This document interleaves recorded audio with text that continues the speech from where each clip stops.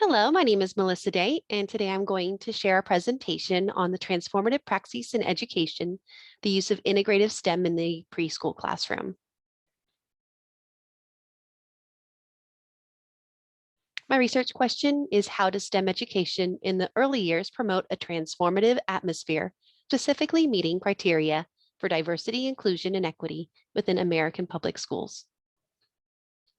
The importance of STEM is that it's an integrative instruction that enhances learning. You have problem-posing education, dialectic instruction where there's conversation between the students and the children, and it's a hands-on learning environment. The history of education, we are more of a transmissive versus a pedagogical approach instead of a participatory one. This stems from the Taylor and Ford principles of scientific management, where we dump information in small chunks and children regurgitate it with very little interactions. It's a very passive way of learning. This is the business model that's been brought to education. Freire called it the banking system. Problems with transmissive pedagogy is that it dehumanizes those with less power, mostly children of color. This is a one-size-fits-view and is taught to all.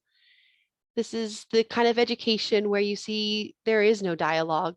The teacher tells the children what to learn, rote memorization, and this is how they process the information.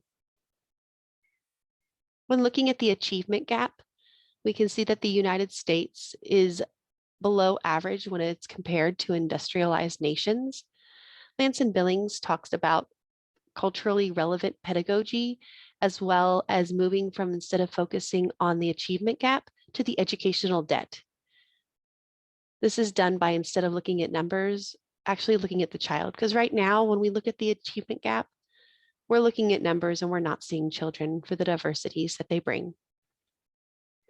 The history of STEM can be taken back all the way to George Washington that said, quote, "There is nothing which can better deserve your patronage than the promotion of science and literature," end quote. Education has been influenced by politics.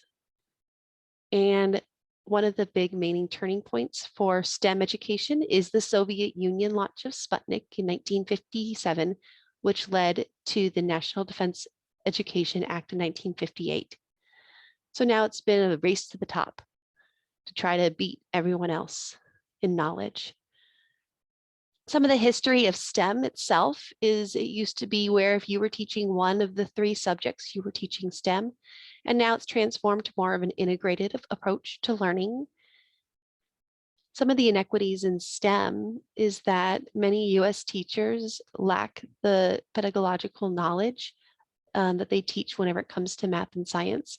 And this can cause teachers to actually avoid teaching subjects that they're not very versed in.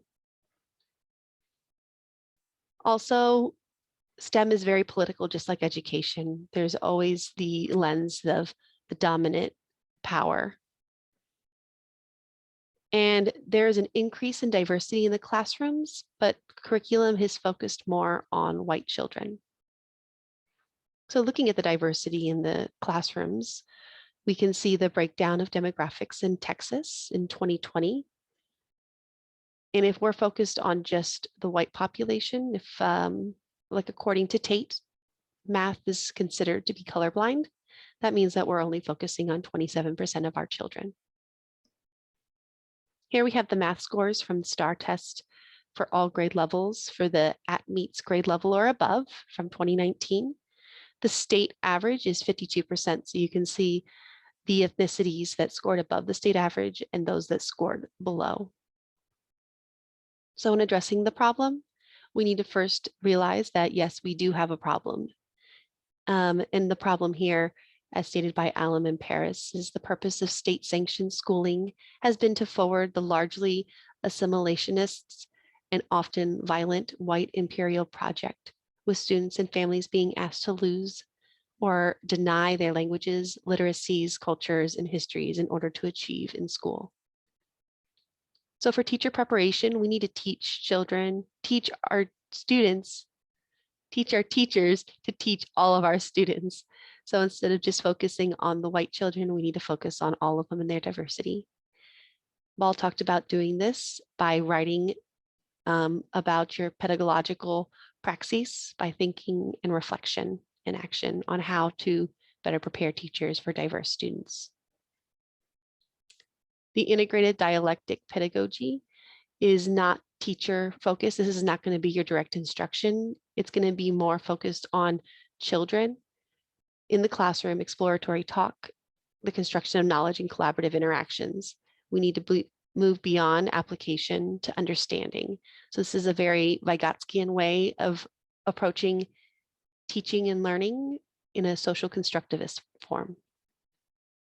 We can do this by focusing on the whole child. So purposeful activities involve whole persons, not just the math or the science and the literacy, but our whole child. The use of STEM education. STEM is a natural integrative approach to learning that can be used in the classroom, that can be child-centered and focus on the strengths that the children have in building on problem solving in a socially constructed learning environment. So I'm calling on everyone to take action.